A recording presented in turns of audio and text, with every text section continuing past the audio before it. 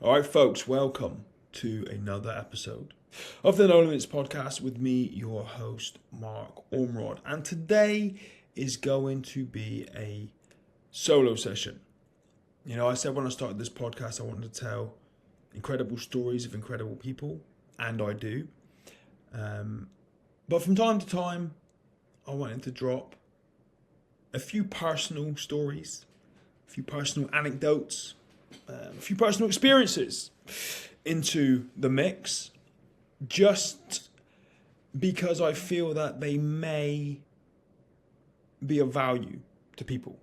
They may help people, and you know, if people can learn from the experiences I've had, the mistakes that I've made, some of the funny stuff that's happened in my life, then you know, why wouldn't I want to share that?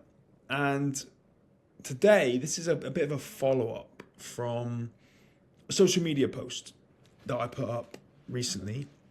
And I was sharing the story, which I'll do again, of why I stopped drinking alcohol. Now, the reason I'm doing a podcast format is because I think it's easier to explain the whole situation, which I will also do this in a social media post follow-up to that post, but I think it's important that I give a full, clear perspective. So first of all, let me reiterate the post. Let me retell the story of why it was that I quit alcohol. Now, after I was injured, in fact, no, I'm gonna pre-frame this with what I actually want to talk about, which I think is important to say in another social media post. I have never had a problem with alcohol. And I think it's important to say that. When I was young, I went out drinking and partying like young men do. When I joined the military, I went out drinking and partying like young squaddies do. But I've never had an issue with it. I've never uncontrollably drank to excess. I've never had a dependency on alcohol. I could take it or leave it. I just did it because of the social aspect of it. And back in the day, it was just part of the culture. Okay? I think that's important to highlight. And I mean this both pre-injury and post-injury. I've never, ever had a problem. Never had a dependency on that whatsoever. Now, the night, the day, the aftermath, when I decided to stop drinking, was because I was out one night and I was meeting up with a bunch of guys that I was going through rehab with. So you have to imagine, you set this scene, right? There's a bunch of soldiers with limbs missing, in wheelchairs, with metal frames drilled into their leg bones, crutches, walking sticks, eye patches, you know, all different manner of injuries, illnesses and ailments from their service lives. And we were all co-located here in Plymouth, where I live, and we just like to get together every once in a while, go out and socialise and enjoy ourselves. And one day, everyone decided to go on an all-day. I think they started around about 11 o'clock in the morning. Now, I've never really been a good drinker. Just terrible at it, can't handle my drink. Recognised that and developed strategies and techniques to be able to survive nights out, bearing that in mind. So these guys all started about 11 in the morning. I couldn't get out until about 8 o'clock at night. So I remember thinking to myself, this is perfect. They are all going to be absolutely turboed by the time I get out. And they're not even going to notice that I'm going to be nurturing a glass of cider filled with ice. This is one of my techniques that I used, because one of those big bottles of cider, I used to be able to get about 2 pints out of it with ice. And for the untrained eye, they would think that I was drinking 2 pints, but really it was just the one bottle. It's one one of my strategies I used to use to survive. So I thought, okay, by the time I meet these guys out, they're definitely not going to notice. This is going to be an easy night for me. No problem whatsoever. So I meet up with them at about 8, half past 8 in the evening. And they're pretty well oiled at this point. I start drinking in a nightclub. Prior to the nightclub. But when I get to the nightclub at about 10 o'clock at night, I don't remember anything. From around about, at the latest, 11 o'clock at night, I was in that club for probably an hour, maybe less. Been drinking for 2, 3, maybe less. But I blacked out and don't remember anything. Now, that wasn't an isolated incident. It had happened 2 or 3 times prior, but during those prior occasions, I've been out longer. Now, I'm not using that as an excuse or a justification. I'm just saying it makes sense that if you've been out longer, drinking more, that might happen. But it was becoming frequent. It was happening often when I was going out with the guys. And then this night in particular, it happened very, very quickly. And I remember waking up in a bus stop. I was very lucky because the nightclub that I was in, I actually used to work at doing security. So the doorman were friends of mine. And they knew it was out of character for me to be that way. They knew I was, something was wrong. And I woke up in the bus stop outside of the club and I had taken both my legs off and my arm. And I only woke up when they were grabbing me under the armpits and putting me into the boot of my wife's car. And I kind of woke up a bit confused, a bit disorientated, saw my limbs getting put into the car, saw me getting put into the car. I don't remember the drive home. And then I woke up the next day on the, just inside the front door on the laminate floor, naked, with a kebab stuck to the side of my face. Now, I'm very lucky in that my wife is very forgiving and she sees the funny side of a lot of things. And like I said, it happened a couple of times prior to this. So she thought it was just kind of normal. But I knew that it wasn't. And the following day, I started thinking a lot. You know, and to begin with, I thought it was funny. To begin with, you know, no one gave me too much shit about it.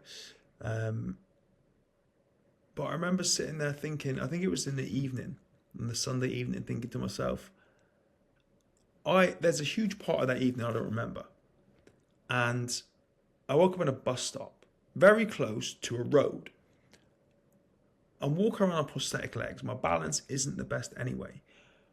I could have easily, very easily, been wiped out by a bus or a taxi or a bike or anything and died. That is the seriousness of the situation. I could have, because I was so out of control of the functions of my body, I don't remember any of it. I could have walked in front of a bus and died. And so I sat there and I thought, alcohol brings no value to my life. You know, it's fun to go out with the lads, partying and having a good time, but it doesn't bring any value to my life. You know, I had a splitting headache the next day. My prosthetics don't ever fit because my blood thins, which means that my legs kind of shrink in volume, and then there's air gaps and the legs are constantly like falling off. You know, it's hard to walk around with a hangover when you've got both your arms and both your legs. And when you don't have any legs and it takes you so much more energy to get around, your whole day, in fact, I would say the next 3 days for me of my life are written off. So I kind of thought, you know, this is dangerous, it's irresponsible, it's stupid. It hurts the following day and it brings no value to my life. I'm not going to do this anymore. Now, like I said, I never had a problem with alcohol. I've never had a problem. I never will have. I just decided that it was a part of my life that served no purpose. So I decided to stop. Now, a couple of years later, I think it was with my GP. I intentionally every 12 months go and get my bloods taken, either at my GP if they can fit me in, or a private clinic. And I like to get my blood work done to make sure I'm healthy, see if I'm deficient in anything. And we were just having small talk, and I don't know how this came up, but I mentioned in the conversation about this evening.